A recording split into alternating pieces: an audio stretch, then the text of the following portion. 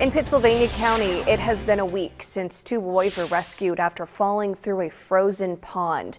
WDBJ7's Michaela Shelton spoke with one of the boys and tells us about the dangers of playing on ice. On January 19th, 12-year-old Jackson Herman and his 16-year-old cousin were playing on a pond in Hurt that had frozen over despite his mom's orders. I had caught the boys on the pond earlier in the day, and I told them that it wasn't safe and to stay off the pond. Within 15 minutes of playing on what they thought was frozen ice, Jackson's cousin fell through into the freezing water. Knowing that his cousin couldn't swim, Jackson ran over to help him. There was no way I was going to pull him out, so we both fell in about the same time.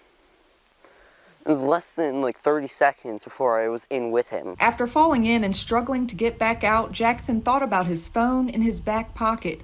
Even though it didn't have any service, it still allowed him to call 911. The boys held on to the fragile ice for about 10 minutes until the fire and rescue crews arrived to pull them out of the pond. I couldn't feel anything from my neck down. I barely could walk, but whatever doesn't kill you makes you stronger, I guess. Now all that's left behind on the pond is a pickaxe and Jackson's headphones. It could have been a whole lot different if he hadn't have thought about that phone and that phone had not worked.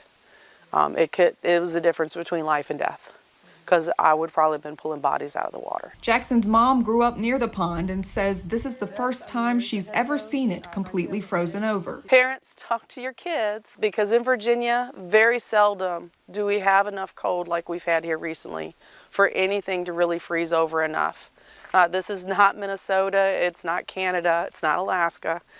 We don't get to do ice skating on our ponds. Other than that, it'll be turning into a rescue mission. Both boys are okay, but they say that will be the first and last time they'll ever play on a frozen pond.